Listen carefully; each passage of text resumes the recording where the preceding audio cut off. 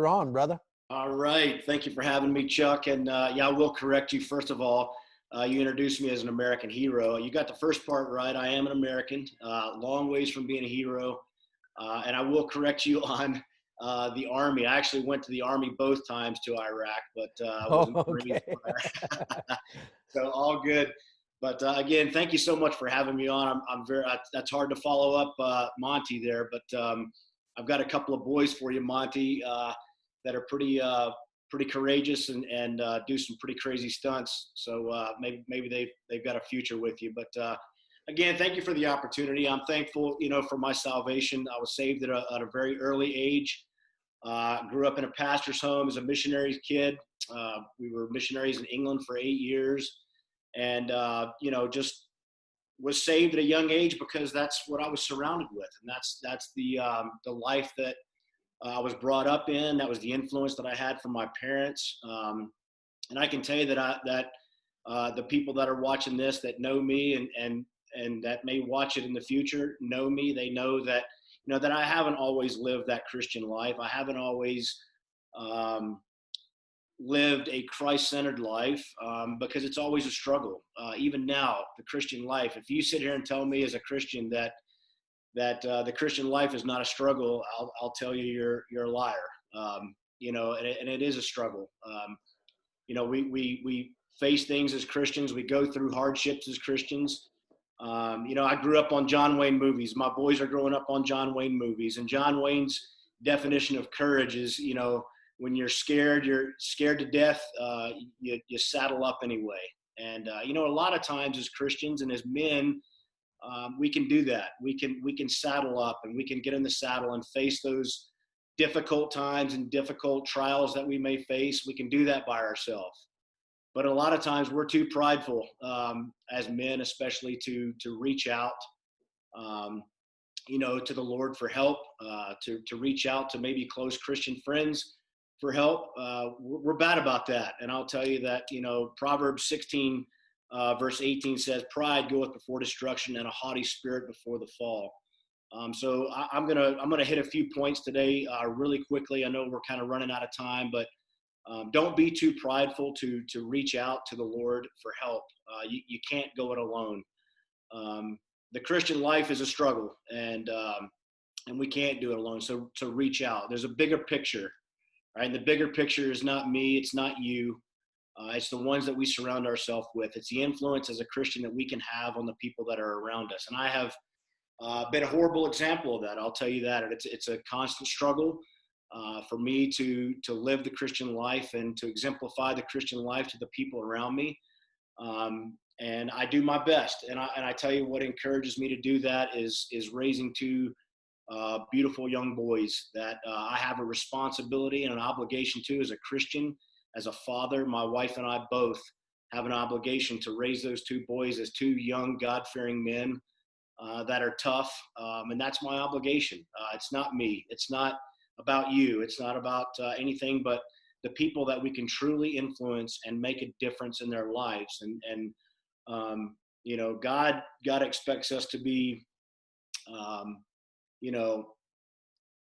very, very strong Christian men. And I think a lot of times, as Christian men, we often feel like that, we're faced with controversy and things of that nature. And a lot of times, and I know a lot of you are guilty of it too, is, we kind of turn away from that controversy. We kind of shy away from, even though we know what's right, we kind of take the other direction and don't fight for what's right. And I'll tell you right now, as men and as Christian men, it's time to man up. It's time to have a little controversy in your life. I think the Lord wants you to, in some cases, to be controversial. In some cases, to fight for what is right by the Bible, by the Lord, by what you believe in, what's been instilled in you. There's not enough men right now that are standing up for what's right. And be willing to, stand in the gap, be willing to be a little bit argumentative and controversial. And I think that's what we should do. So that's gotten me in trouble a lot of times. I'll tell you, the guys and gals that may be watching this, and the people that know me, that that hasn't always been a good thing in Joe Collins's life. But I'll tell you one thing, that if it wasn't a good thing, I learned good lessons from it. So I wouldn't change that trait about me for anything in the world. And I hope that I can instill that in my sons. Um, I like Chuck said, I served in the Marine Corps for 4 years. I did a branch transfer to jump out of planes to the Army, and I served with phenomenal men in the Army in Iraq on both tours. And those guys are people that I hold close to my heart. And I always want to do everything I can as a Christian to share the gospel with those men and their families. And I hope that my life has shown that. But like I said, I've got an obligation to my boys. Right now, my wife and I and our sons are going through the adoption process. And we're grateful to the Lord for this opportunity to bring another child into our home, to raise up and to be a Christian in the community and the world that so needs it right now. And I want to pass on to you that, look, we all struggle. I don't care how close you are and embedded you are with Christ, we all struggle. And it's how you deal with that struggle. Are you turning to the Lord? Are you trying to do it all by yourself? Just be strong and have the ability to not have the pride to hold you back from reaching out to the Lord or reaching out to that close Christian. Bill Harris was on last week, and close friend of mine, coworker, and I'll get into a little bit of what I do, but he has been a great example to me as well about following Christ and always trying to do the right thing, and I appreciate people like that in my life, and those are the people that I want to have the ability to reach out to. And when I struggle, I want to be able to talk to people like that. And I want to have somebody that I can be accountable to. But primarily, we are accountable to God. And if we have that open line of communication with Him, then it's only going to make our life and our foundation stronger. A foundation stronger for me is a foundation stronger for my sons and whatever child God has for my wife and our family and our adoption. But like Chuck said, I was law enforcement for 14 years, served in the military for 10 years, did a total of about 25, 26 months of combat time overseas in 2 different tours. And I'm grateful for each and every moment, the good and the bad. I wouldn't trade it for the world. It's made me who I am. I wouldn't say all of my traits are great, but I tell you, I wouldn't trade those times for anything.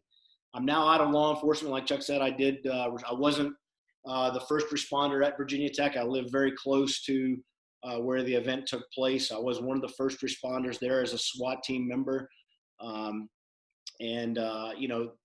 event and events like that go on a regular basis are why we need to share the gospel with people. The world needs the gospel. I need to be a better Christian and a better example for the people that I surround myself with, my coworkers. And speaking of coworkers, I work with some of the most absolutely phenomenal people that God put on this earth, and I'm very privileged to be able to call them friends and family. I'm able to give back to the guys and gals that are still getting after, still going out there and doing good for the world. I work for a company out of Nashville, Tennessee, training law enforcement and first responders, corporate clients as well. And it's a very rewarding job that allows us the ability to give back to the communities and to the people that are serving and protecting us every day. But I just want to thank you for the opportunity for this. Everybody that's listening, look at yourself in the mirror today and ask yourself, am I truly standing up for Christ? And I can look at myself right now in the mirror and say that I'm not doing the best I can to stand up for Christ. And having the opportunity to do this just reignites a fire in me to do the very best I can to share the gospel, not only through my words and my actions, but through my life as a whole, through my children. My boys pray every day at lunch in a public school, and I know they get looked at awed by other kids, other children ask them what they're doing, but I'm proud of them for that. Man, they have courage, and they love America and they love God. And that's, if I can instill those things in my children, then I'm winning. So I'll ask you today, just look yourself in the mirror and ask yourself, first of all, are you saved? Have you accepted Christ as your personal Savior? Has there been a point in your life where you've come to him and asked him to be your Savior, repented of your sins? And has there been a change in your life?